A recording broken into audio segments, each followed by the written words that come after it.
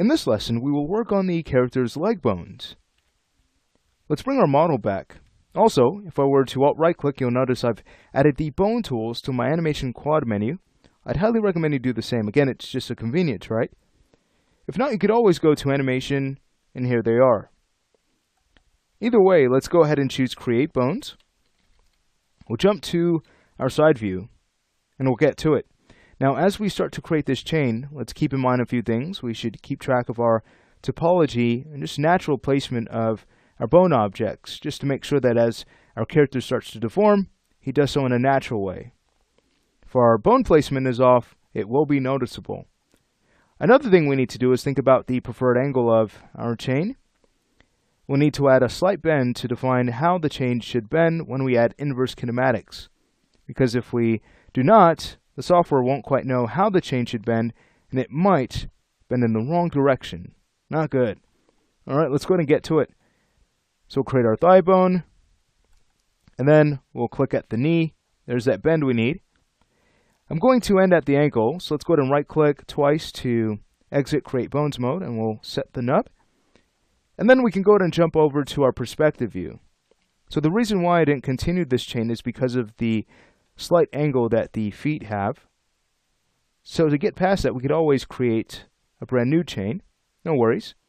Before we do, let's go ahead and get this chain set. So here's what we'll do. I'll go ahead and hide the character. We'll press Shift-A to quick align this to our pelvis envelope object, which of course is spine muscle start. The reason why we're doing this is to prevent buckling in the knees when we rotate back and forth in what would be the x-axis.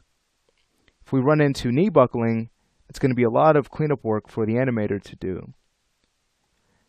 Alright, sweet. So once we've managed to do that, then it's time to move the chain over. Let's do this. I might go ahead and switch the pivot mode for our move gizmo to pivot center. And then I'll go ahead and switch the coordinate system to world.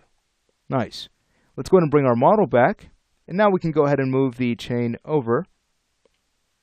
Sweet. We'll also need to rotate it. Let's go ahead and grab our rotate gizmo to make sure it's set to local mode. And we can now rotate in the y-axis. If your rotation is a bit extreme, just go ahead and turn off angle snap. I'm going to do that with the A key. Alright, sweet. So we'll go ahead and make sure that this is centered in the character's leg. We're only moving this along the x-axis. That's fine. We don't want to move in any other axis, because that's going to, again, cause buckling in the knees as we start to rotate the center back and forth. Alright, let's go ahead and grab our rotate gizmo. At this point, it's just a bit of back and forth work until we've managed to fit the chain inside of our leg geometry. Alright, sweet. That looks good. Next, let's say we go ahead and jump back to our side view.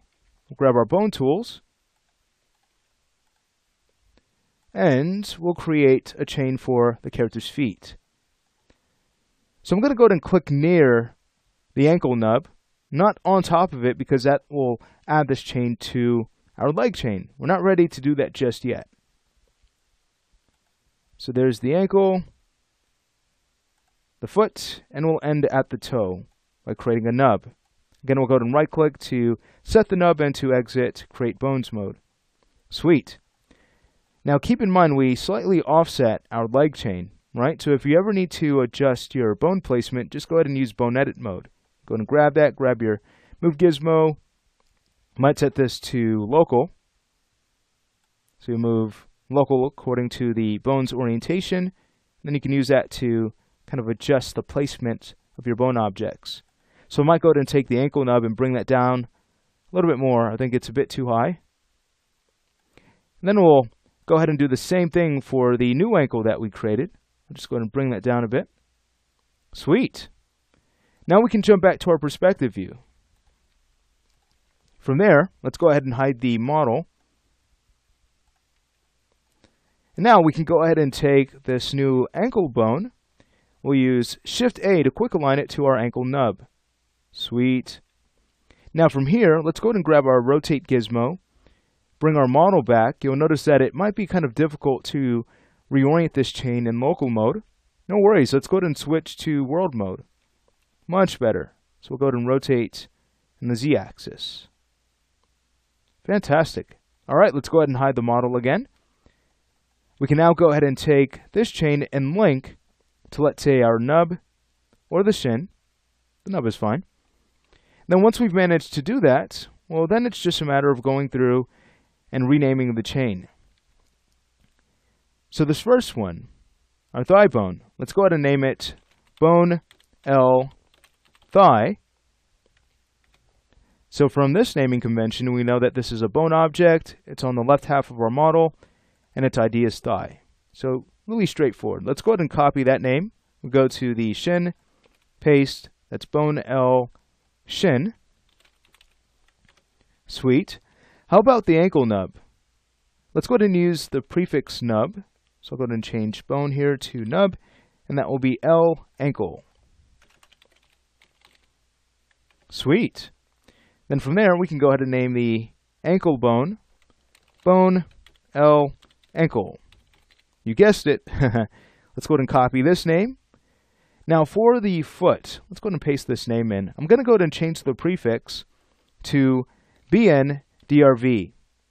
This is going to drive the envelope object that we'll use to deform the foot, simply because we'll be setting up a more advanced foot system, one that can create a foot roll, but at the same time that will give us a nice toe bend.